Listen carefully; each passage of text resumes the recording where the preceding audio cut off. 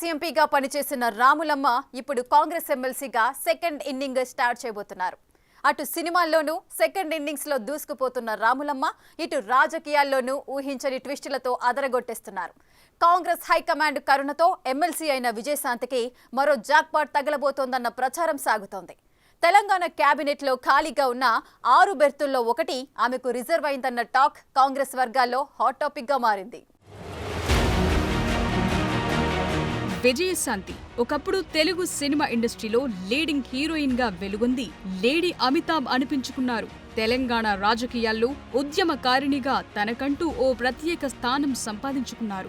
2009లో TRS నుంచి మెదక్ ఎంపీగా గెలిచిన విజయశాంతి మళ్లీ ఇంత కాలానికి కాంగ్రెస్ ఎమ్మెల్సీగా చట్టసభలో అడుగుపెట్టబోతున్నారు. 16 ఏళ్ల తరువాత పొలిటికల్ గా సెకండ్ ఇన్నింగ్స్ ప్రారంభించబోతున్నారు.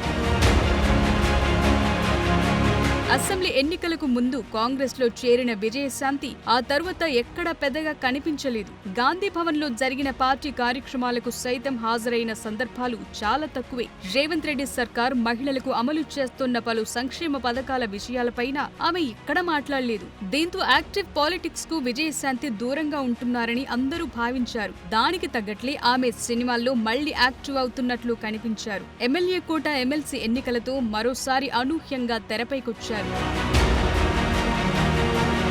ఢిల్లీ స్థాయిలో ఉన్న పరిచయాలతో రాములమ్మ ఎమ్మెల్సీ పదవి తెచ్చుకున్నారనే టాక్ పార్టీలో ఉంది. తాజాగా కేబినెట్ విస్తరణ జరగనున్న నేపథ్యంలో మరోసారి రాములమ్మ పేరు చర్చకొస్తోంది. Telangana ladies super star cabinet లోకి రాబోతున్నారనే చర్చ హాట్ టాపిక్ గా మారిందట. 16 ఏళ్ల సుదీర్ఘ విరామం తరువాత చట్టసభల్లోకి అడుగు పెట్టబోతున్న రాములమ్మ తన మార్కు చూపించుకోవాలనే భావనలో ఉన్నారట. తన పొలిటికల్ కెరియర్ లో లాంగ్ ఇన్నింగ్ ఉండేలా ప్లాన్ చేసుకుంటున్నారన్న టాక్ వినిపిస్తోంది.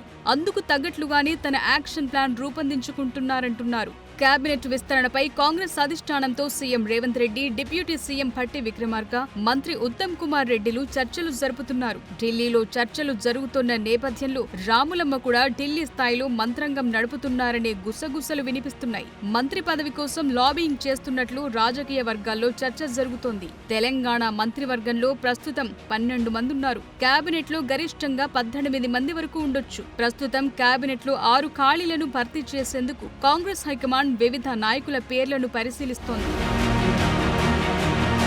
హైకమాండ్ పరిశీలనలో విజయశాంతితో పాటు కోమటిరెడ్డి రాజగోపాల్ రెడ్డి, వాకిటి శ్రీహరి, గడ్డం వివేక్, సుదర్శన్ రెడ్డి వంటి పేర్లు కూడా ఉన్నాయంటున్నారు. వీళ్లలో రాములమ్మకు మాత్రం బెర్త్ కన్ఫర్మ్ అనే టాక్ గట్టిగానే వినిపిస్తోంది. ఇప్పటికీ ఆమె కాంగ్రెస్ హైకమాండ్ తో సంప్రదింపులు జరుపుతున్నట్టు సమాచారం. విజయశాంతి తన రాజకీయ అనుభవం, సోనియా గాంధీ, రాహుల్ గాంధీలతో ఉన్న సన్నిహిత సంబంధాలను ఉపయోగించి మంత్రి పదవి సాధించేందుకు ప్రయత్నిస్తున్నట్టు రాజకీయ విశ్లేషకులు అంచనా వేస్తున్నారు.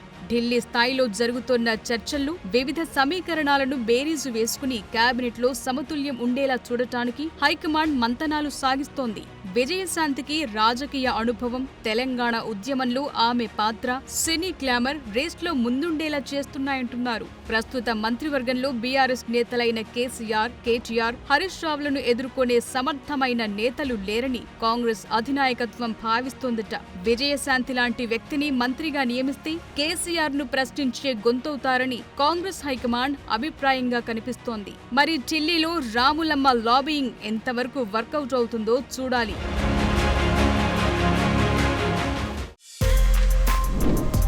For more videos like this, subscribe Big TV channel.